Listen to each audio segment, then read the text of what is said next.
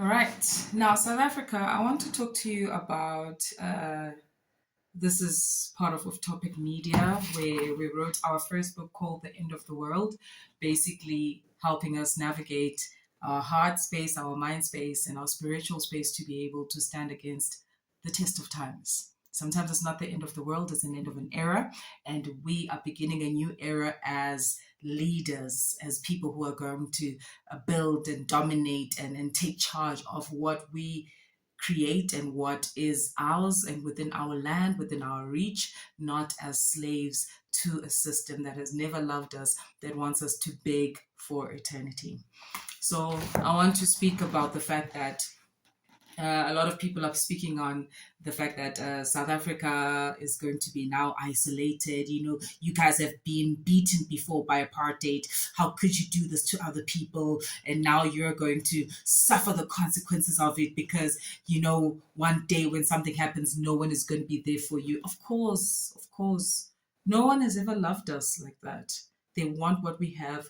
They don't want to know what it takes to have what we have, and then they want to hate on us and respect those who oppress us in our faces, or hurt and kill our children in our faces and expect us to just take it because you know what, you've been bullied before, you're supposed to just accept all of what we're doing because when you were being bullied we were there for you.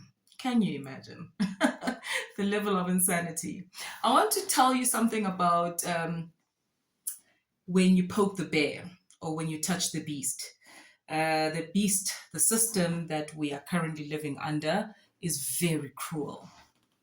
It is very cruel to a point that it will kill and destroy any strong leader that is coming up so that it can put in place in the corporations and in the government those who are followers, those who worship the people that rule this world, and those people who do not fear God, but who fear human beings that seem to be better than them. I don't know what it is about the people that go out there and seek to please a human and other controlling species than to please God and make sure that they do what is right to the people of this nation and whatever nation they're taking care of.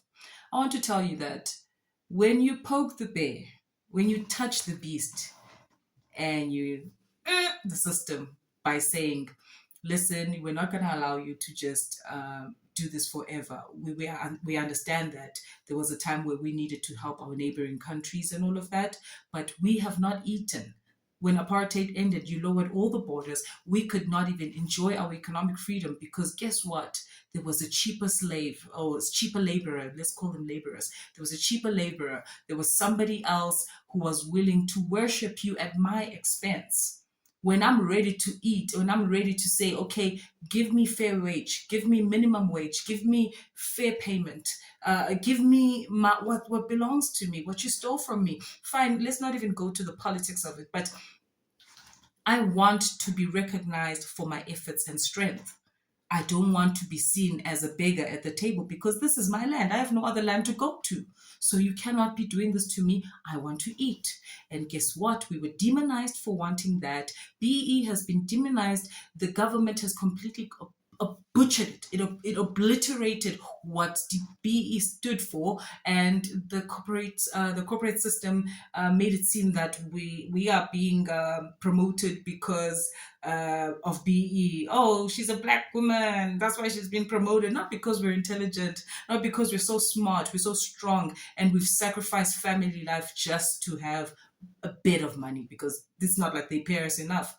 You can go to corporations right now and find out that those black leaders that have been promoted, there's a senior manager below them that earns more than them. These are things that are happening in the system. So, what I'm saying to you, allegedly, what I'm saying to you is that when you poke the system and you challenge it, it will come back a million times worse to hurt you for daring. How dare you question me? How dare you not take this bullshit? How dare you not take the abuse? So the system will have its moment. It's planning to absolutely butcher you. It's planning to humiliate you, and it knows that you've got nowhere to run. right, South Africa? So I would say that after a situation like this, where March and March has helped us to remove illegal foreigners, which were overcrowding our spaces where our children are supposed to be getting jobs, or our spaces where, resources like hospitals, I mean, homes, everywhere we were, spaza shops, whatever it is, like the economic state of the business, and also the infrastructure and the facilities that we're supposed to be able to access, we were not being able to access because of the huge influx, right? And it is understandable that we're like, okay, guys, please go home. And if you come back, at least just come back with the correct documents. But if you do go home, just learn from this experience and go and empower your own nations. All in all, this video is a bit longer.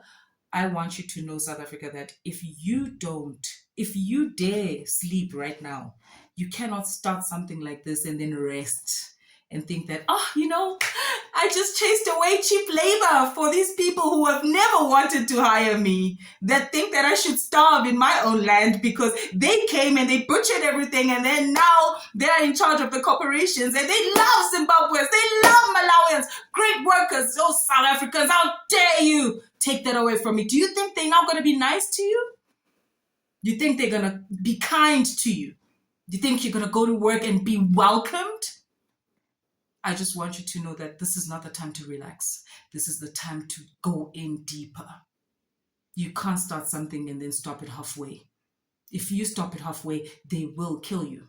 Think of the time when Shaka and his people, the Zulus, let me not say Shaka because I'm not sure of the history or historical facts, but the Zulus conquered the British, right?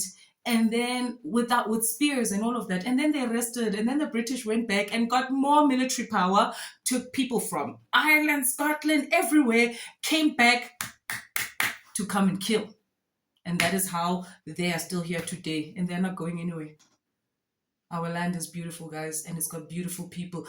God favors this land because this land still loves God. We cannot stop loving God. This situation is not supposed to make us hate each other, but now you must understand that there are people who are benefiting from lowering the borders. They were benefiting from making sure that we, as the South Africans, don't eat and only rely on 350, and we chow nyaube every day. I'm a senior manager. I'm an internationally experienced chartered accountant, and I have been without a job for over 2 years. Yes, I could say that it has been my choice. Yes, it was my choice. You know why? Because once I was kicked out of my previous job, they asked me to resign. I didn't have the mental strength to go for what you call this thing, courts and all of that.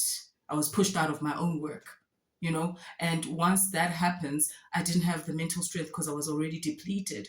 And when that happens and you're depleted and you don't know where to go, I just said, you know what, maybe God, you're just telling me that it's time for me to open my own businesses. So I decided not to fight back, and it's been over 2 years without employment. And when I did try to go for employment at that time when I just left work, I found that they were trying to lower my salary again. In total, when I came back from the UK, my salary was lowered by 300,000. But this time around, they wanted to make sure that it lowers by 500,000 so that all the debts that I've accumulated can completely finish me. That is modern day slavery for those who stand against the system that has never loved them. I am asking you, do not sleep. You have poked the bear. You have poked the system. There's never been a better time to be awake right now. If you don't know how to be awake, contact me. Get a copy of this book. It's $250 a copy. We talk about a lot of chapters that will help you to remain awake. You can't see it right now, but you know what? I think you see it. And if that's not what you're going to be doing, just remain vigilant, my friends, because the people you have chased out are mad at you. The people who are left behind with the businesses are angry at the fact that they cannot get away with this nonsense anymore. And the people who have been citing like people, Americans and all of that, who have been trying to make sure that the New World Order and modern day slavery is in effect, are even angrier. Or they're going to benefit from the fact that no one cares about you anymore and people are mad at you.